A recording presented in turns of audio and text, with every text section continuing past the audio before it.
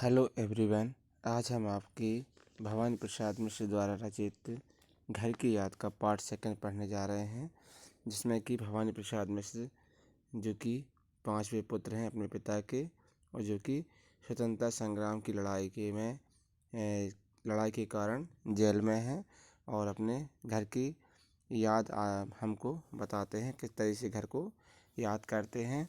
उनके माता पिता और उनके 4 भाई और 4 बहनें जो कि हैं, उनके बारे में हमें बताते हैं। वो कहते हैं कि 5वां मैं हूँ अभागा, जिसे सोने पर सुहागा। पिताजी कहते रहे हैं प्यार में बहते रहे हैं। पिताजी ने कहा होगा, हाय कितना सहा होगा। कहाँ मैं रोता कहाँ हूँ, धीरे मैं खोता कहाँ हूँ। तो पिताजी का मैं 5वां पुत्र हूँ जो कि अभागा हूँ, जिससे पिताजी सोने पर सुहागा यानी बहुत ज़्यादा मुझ पर कहना चाहिए वो कहते थे कि मैं उनके लिए बहुत ज़्यादा मुझ पर वह गर्व करते थे। और पिताजी कहते रहे होंगे और प्यार में बहते रहे होंगे, मेरे बारे में कहते रहे होंगे और मुझे याद करते रहे होंगे। उनने कहा होगा कि और कितना सहा होगा, कहाँ मैं रोता रहा कहाँ हूँ। वो कहते होंगे कि मैं कहाँ रोता रहा होऊंगा और धीर में खोता और अपनी में धीरज कैसे खो रहा होऊंगा। आज उनके स्वर्ण बेटे लगे होंगे उन्हें हेटे, क्योंकि मैं उन पर सुहागा बंधा बैठा हूँ अभागा। तो वो कहते हैं भवानी प्रसाद मिश्र जी कि उनके और जो बेटे हैं जिन्हें वो स्वर्ण कहते हैं, मुझे सुहागा कहते हैं, तो मुझे उनसे बढ़कर समझते हैं। तो आज उनके बेटे उन्हें हीन लग रहे होंगे, यानी कि क्योंकि वे उन पर सुहागा बंधा बैठा मैं उन पर सुहागा बंधा बैठा हूँ अभागा। और मैं जो कि मुझे पिताजी सबसे प्रिय मुझे प्यार करते थे यानी स्नेह करते थे और मुझ पर गर्व करते थे, मैं आज कहाँ जेल में बैठा हूँ। हे सजीले हरे सावन, हे कि मेरे पुण्य पावन, तुम बरस लो वे न बरसें, 5वें को वे न तरसें। तो वो कहते हैं भवानी प्रसाद मिश्र जी कि हे सावन तुम खूब बरसो और मेरे पुण्य पावन यानी मेरे पुण्य के प्रभाव तुम बरसो, लेकिन पिताजी की आंखों में आंसू ना आवे। और माँ ने कहा होगा, दुख कितना बहा होगा। आँख में किस लिए पानी, वहाँ अच्छा है भवानी। तो मैं मज़े में हूँ सही है, घर नहीं हूँ बस यही है, किंतु यह बस बड़ा बस है। इसी बस से बस विरस है। तो वो कहते हैं कि माँ जो पिताजी के साथ माँ भी को भी दुख हो रहा होगा, कितना दुख उनको भी हो रहा होगा। माँ आँख में किस लिए पानी, वहाँ अच्छा है भवानी।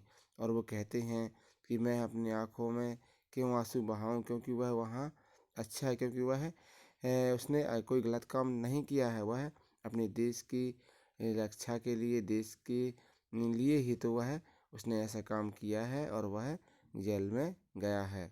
वह तुम्हारा मन समझकर और अपनापन समझकर गया है, सो ठीक ही है, यह तुम्हारी लिखी है। किंतु उनसे यह न कहना, उन्हें देते धीर रहना, उन्हें कहना लिख रहा हूँ, उन्हें कहना पढ़ रहा हूँ। तो वो कहते हैं भवानी प्रसाद मिश्र कि माँ कहती होगी, दुख तो होता होगा माँ को, लेकिन वह कहती होगी कि ठीक है, और तुम्हारी उसको उनको बताना कि वह ठीक है वहाँ पर, और तुम्हारी ही तो शिक्षा है, तुम्हारी ही तो जो तुमने उसको पढ़ाया है कि सत्य के मार्ग पर चलना और किसी को दुखी मत देखना, इस कारण से ही तो वह वहाँ पर है।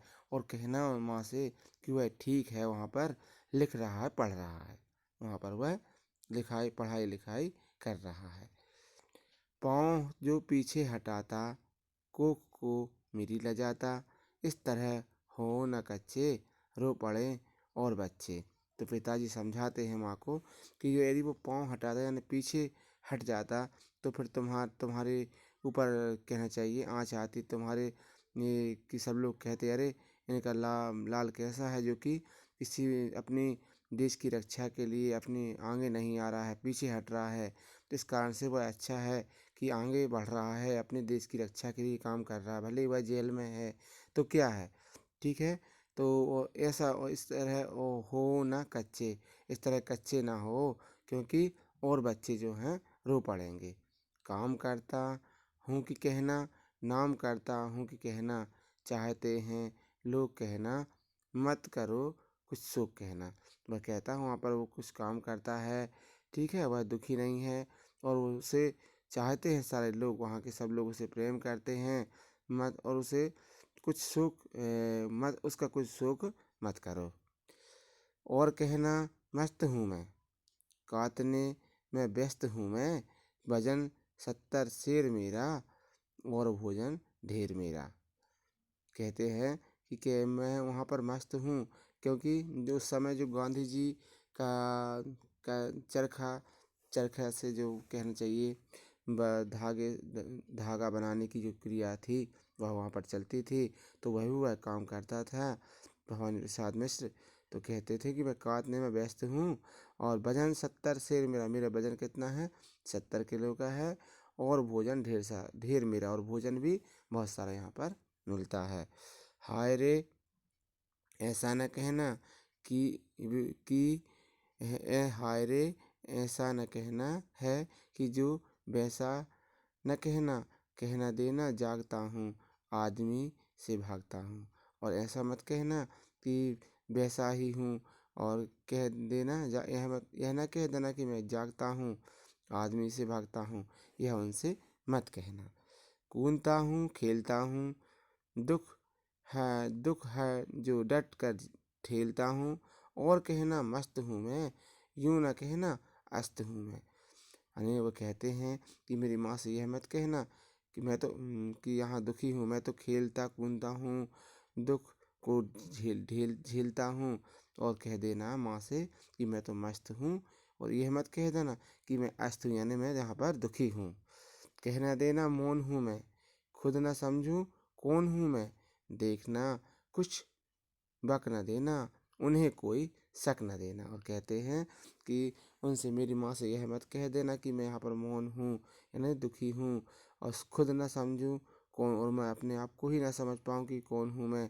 देखना कुछ बक न देना यानी उनसे कुछ ऐसा कुछ मत कह देना, उन्हें कोई शक न देना, और किसी प्रकार का उनके मन में शक नहीं होना चाहिए मेरे बारे में। हे सजीले हरे सावन, हे कि मेरे पुण्य पावन, तुम बरस लो वे न बरसें, पाँचवे को वे न तरसें।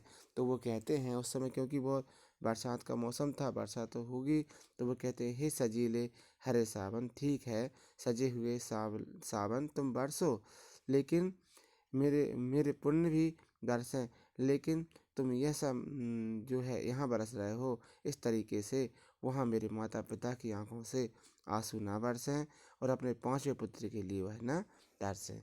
तो ये थी आपकी कविता घर की याद। तो कहना चाहिए कवि को जेल में रहते हुए अपने परिवार को की किस तरह याद आती है, वह हमें समझा कर कहते हैं। इस कविता से हमें अपने परिवार के प्रति, अपने माता पिता के प्रति और अपने भाई बहनों के प्रति प्रेम स्नेह जो है हमें प्रति दिखाई देता है।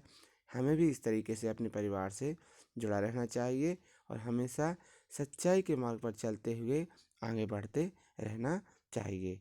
ठीक है बच्चों, बहुत अच्छी कविता है, इसे आप पढ़ लीजिएगा।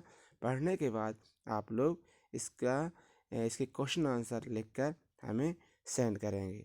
यदि आपको कोई प्रॉब्लम है क्वेश्चन आंसर करने में, तो आप लोग अपना NCERT सॉल्यूशन जो है डाउनलोड कर लीजिए, और उससे आपको सारे जो हैं क्वेश्चंस आंसर, इसकी व्याख्या सारी समझ में आ जाएगी, और फिर आप थोड़ा थोड़ा करके लिख लिख कर याद कर करके हमें सेंड करते जाइएगा, क्योंकि अभी तक आप लोग कोई होमवर्क सेंड नहीं करते हैं, ये अच्छी बात नहीं है।